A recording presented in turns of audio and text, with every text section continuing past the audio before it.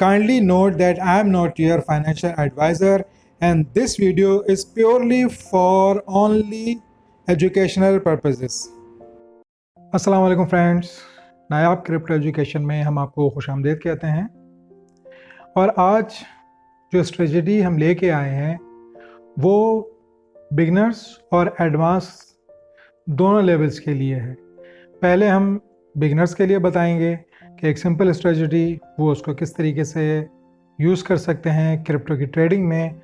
उसके साथ फिर हम थोड़ा सा एडवांस लेवल पे जाएंगे कि जो एडवांस ट्रेडर्स हैं वो इस स्ट्रेटजी को कैसे यूज़ कर सकते हैं। तो चलते हैं स्ट्रेटजी की तरफ।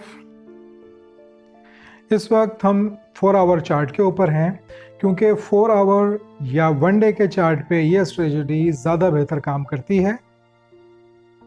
तो सबसे पहले हम इसमें इंडिकेटर को ऐड करेंगे। उस इंडिकेटर का नाम है MACD यानी मूविंग एवरेज कन्वर्जेंस डाइवर्जेंस। अगर आप बिगनर हैं तो आपके लिए ये थोड़ा सा कॉम्प्लिकेटेड होगा। डिफरेंट इसमें कलर हैं, 2 लाइंस हैं, बार्स भी डिफरेंट कलर की हैं, थोड़ी सी डार्क हैं, थोड़ी सी लाइट हैं, लेकिन आपको परेशान होने की ज़रूरत नहीं है। मैं आपको डिटेल से इसके बारे में बताऊंगा। तो इसमें ये जो 2 लाइंस आपको नज़र आ रही हैं, ब्लू और रेड, ये मूविंग एवरेजेस की हैं।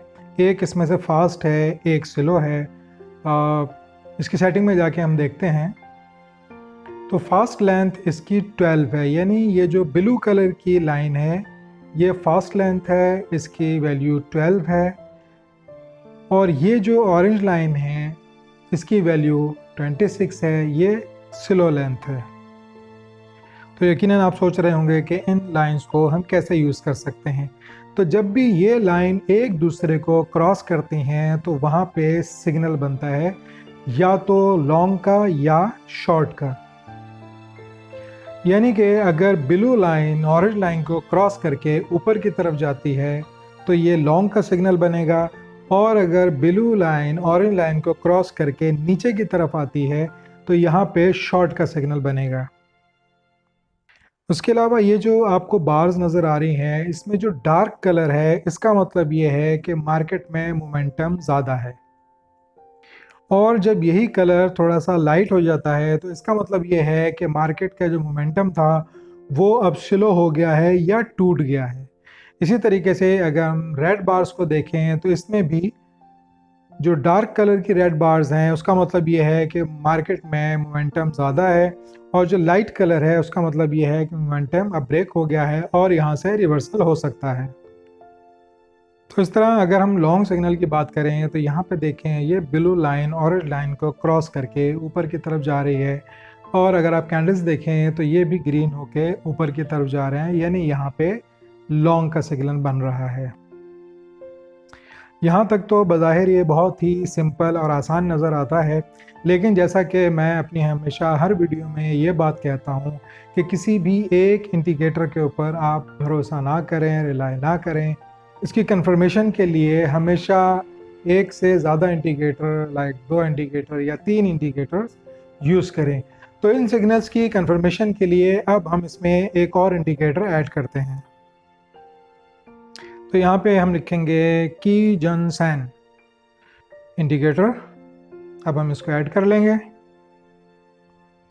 ये बेसिकली प्राइस के मूविंग एवरेज को शो करता है। थोड़ा सा हम इसका कलर डार्क कर लेते हैं ताकि इसको देखने में आसानी हो।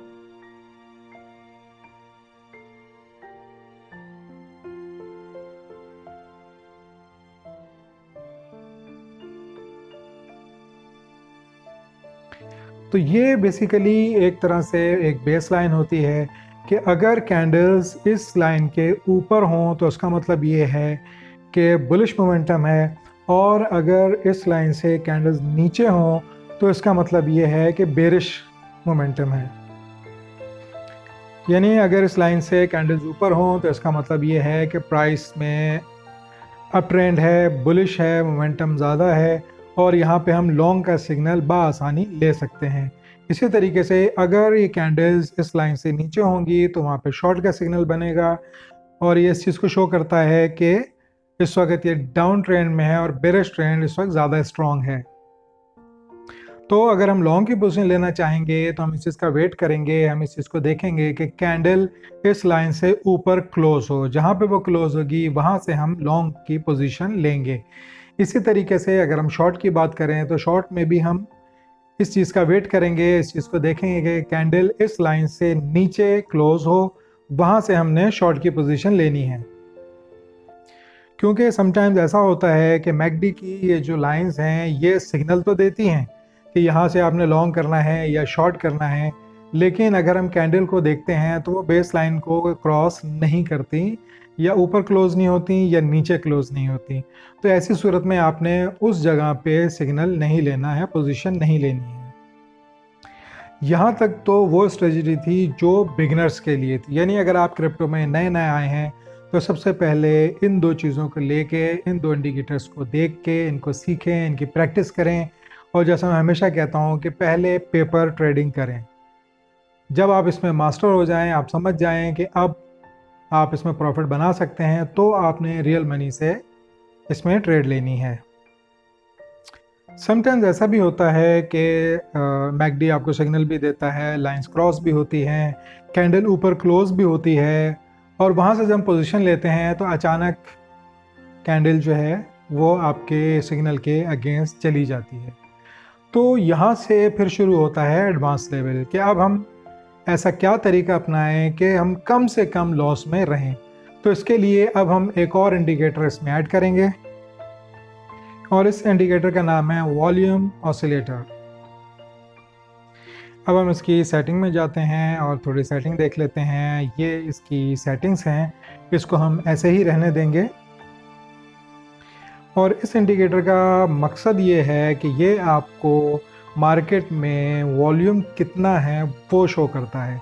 यानी अगर ये लाइन जो ज़ीरो लाइन है इसके ऊपर ये लाइन बनेगी तो इसका मतलब ये है कि मार्केट में वॉल्यूम ज़्यादा है, और अगर इसको क्रॉस करके ये लाइन नीचे आ जाती है तो इसका मतलब ये है कि अब वॉल्यूम आहिस्ता आहिस्ता कम हो रहा है और मार्केट में वॉल्यूम नहीं है।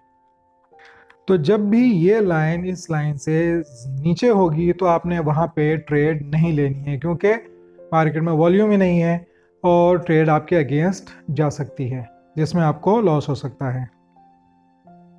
तो अब हम देख लेते हैं कि वो कौन से रूल्स हैं, वो कौन से साइंस हैं जो हमें नज़र आए तो हमने लॉन्ग की पोजीशन लेनी है या शॉर्ट की पोजीशन लेनी है। तो सबसे पहले आपने ये देखना है कि ये जो कैंडल्स हैं ये इस लाइन से ऊपर क्लोज हो रही हों, मैकडी की लाइन ब्लू लाइन क्रॉस करके ऑरेंज लाइन को ऊपर आ रही हो, और ये जो वॉल्यूम ऑसिलेटर है इसकी लाइन ज़ीरो लाइन से अबव हो, यानी ऊपर हो। तो यहाँ पे हमने लॉन्ग का सिग्नल लेना है।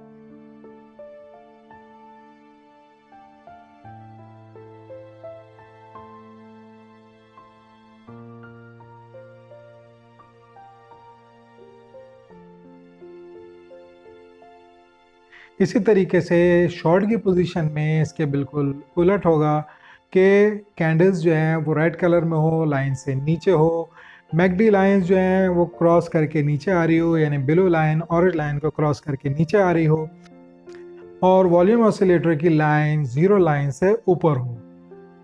ऐसा नहीं है कि आपने ये सोचा कि जी आपने शॉर्ट करना है तो अब ये लाइन इस लाइन से नीचे होगी तो होगा।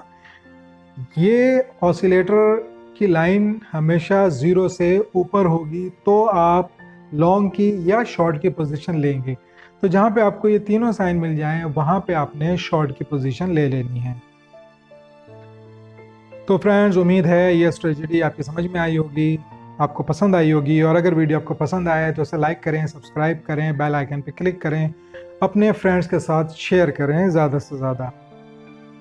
और अगर इस स्ट्रेटजी से रिलेटेड आपका कोई भी सवाल हो तो आप नीचे कमेंट्स में पूछ सकते हैं। अस्सलाम वालेकुम।